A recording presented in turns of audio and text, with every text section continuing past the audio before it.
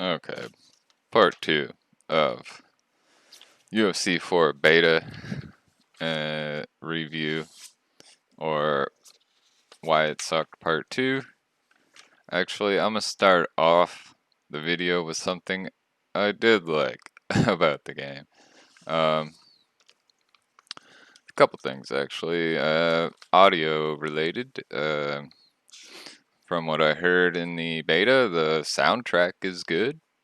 Some songs in there were fine. They always have a select number of artists that they put in the game.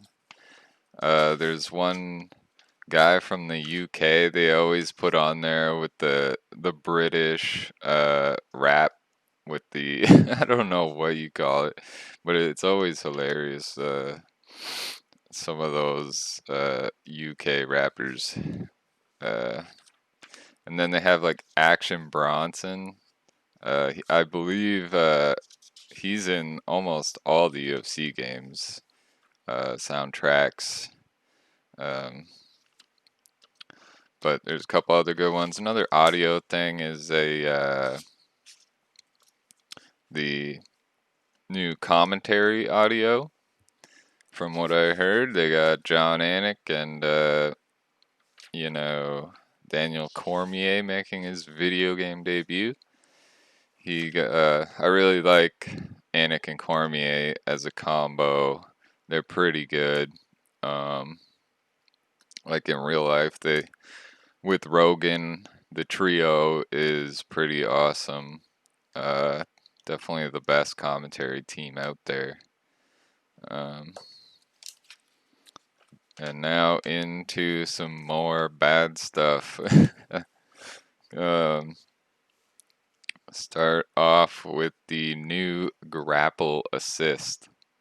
Um, it comes on by default, but you can switch it to Legacy in like the UFC 3 mode, which I did almost, immediately after the first match I had, because it is trash. Um, it almost seems harder to use the Grapple Assist than Legacy, because you don't even know what the fuck you're doing when you use Grapple Assist. You just push it towards whatever you want to accomplish, I guess, like submission, ground and pound, and some other fucking thing. Uh, but that sucks. And I don't know why they felt the need to do that. Um, some things in this game are made for like noobs, and it seemed like that's what they were trying to do in some ways. Like they wanted to make it like what are they? I don't know what they're trying to accomplish. Are you trying to make a sim game, or are you trying to make a arcadey, fucking unrealistic game with some of the things they did in this game? Um, like another bad thing that I saw is the new like red screen when you get rocked.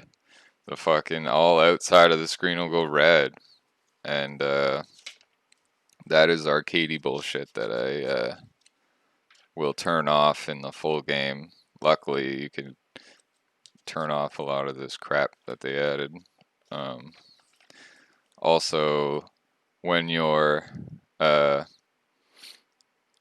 the new ground and pound, okay, the new ground and pound is fucking deadly, and it's like a brand new mechanic gameplay of when you posture up, the screen will also go red when you're in this ground and pound state because it's super deadly and dangerous in UFC 4.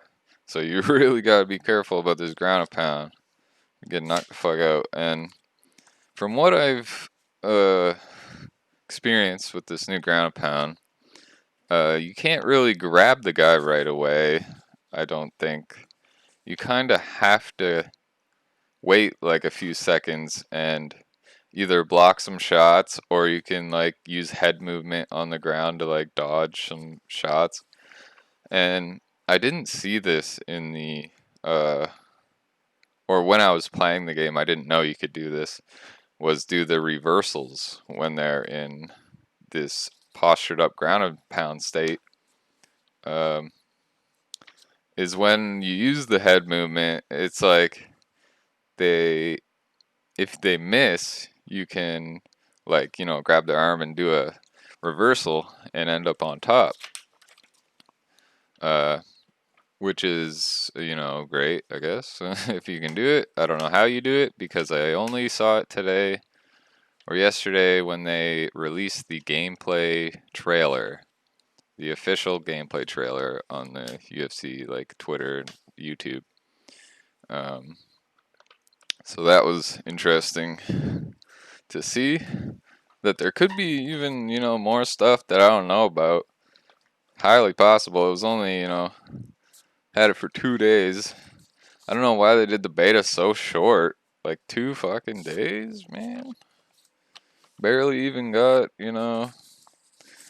situated with it, but yeah, I should look more closely at that gameplay trailer or watch it, again.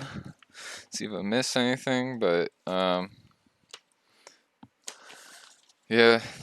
Next up we got the fighter character models. Now, there's a lot of new character models, but there's a lot of old ones, man. Like Donald Cerrone has looked the same as he looked in UFC 1, for Christ's sake. Like and in real life, Cowboy Cerrone has not looked like that for a very long time. He, has been rocking hair, he's been rocking a beard, but he's been fucking shaved head, shaved face for 4 games. So, that's fucking trash. And his body type, everyone sort of has this default body type. Like they have no pecs and like their abs are all fucked up looking and like, there's some weird looking body types in this game. Definitely not. They didn't get screened, But from playing the beta right away, you notice that Conor McGregor looks a lot different. He looks more like his self now, but he also kind of looks a little weird. But they also updated like George Masvidal, had a giant, change after that Ben Askren knockout. He's now a superstar. So, deservingly got his update.